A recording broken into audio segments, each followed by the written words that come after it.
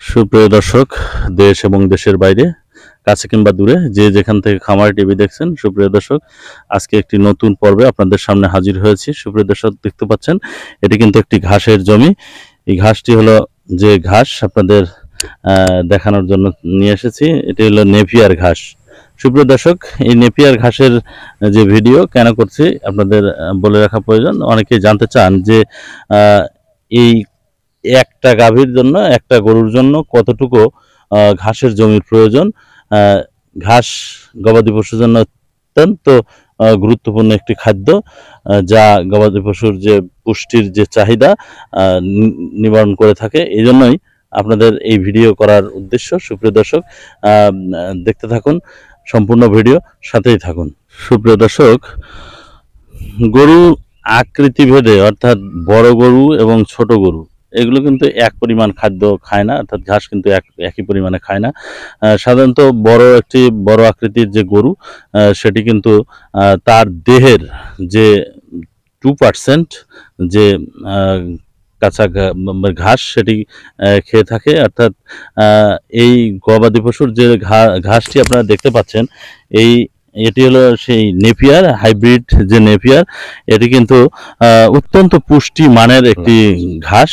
এই ঘাসের যে পুষ্টিগুলো থাকে সাধারণত প্রোটিন, ফাইবার এবং যে ডাইজেস্টেবল নিউট্রিয়েন্ট, এগুলো প্রোটিন থাকে হলো 8 থেকে 12% এবং 28 থেকে 30% থাকে হলো আপনার যেটি ফাইবার, এবং ডাইজেস্টেবল যে নিউট্রিয়েন্ট সেটি প্রায় 60%-এর মতো থাকে। তো বুঝতে পারছেন, গবাদি পশুর জন্য অর্থাৎ গরুর জন্য এই কাঁচা ঘাস একেবারে অত্যন্ত খুবই একটি পুষ্টিকর যে খাদ্য, সেটি আমরা বলার চেষ্টা করছি যে একটা গাভীর জন্য, একটা গরুর জন্য আপনার কতটুকু ঘাস লাগবে।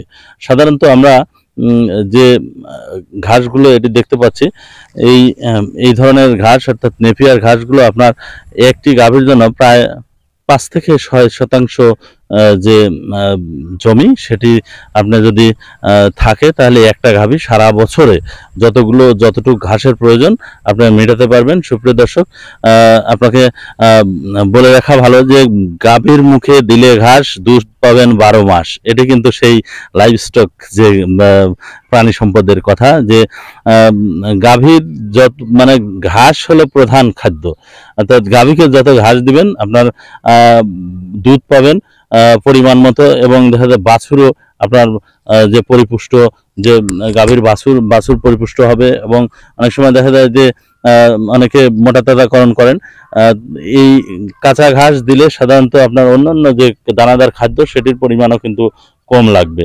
অর্থাৎ আমাদের দেশে সাধারণত দেখা যায় এই ঘাসগুলো একবার চাষ করলে, অর্থাৎ একবার যদি এর কাটিং লাগানো যায়, সাধারণত 3 থেকে 4 বছর পর্যন্ত এর যে ঘাস পেতে থাকবেন। অর্থাৎ দেখা যাচ্ছে যে আপনার 40-45 দিন পর পরই একটি করে কাটা দেওয়া যায়। কাটা দেওয়ার পরেই এই ঘাসগুলোকে কিন্তু একটু ইউরিয়া সার দিয়ে দিলে এটা আবার দেখা যাচ্ছে যে 40-45 দিনের ভিতরে আবার পরিপক্ক হয়ে যায়। আপনার এক সাইড থেকে কাটবেন, এক সাইডে আবার বড় হবে।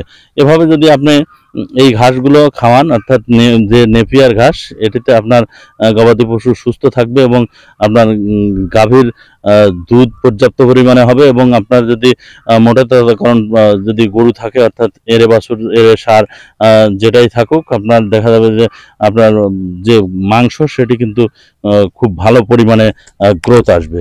সুপ্রিয় দর্শক, আমরা আজকে যে মাঠে থেকে কথা বলছি, এই অঞ্চলটা পুরাটাই কিন্তু আপনারা দেখতে পাচ্ছেন যে একেবারে ঘাসের জমি। পুরা অঞ্চল জুড়ে, এই মাঠটা জুড়েই কিন্তু ঘাস।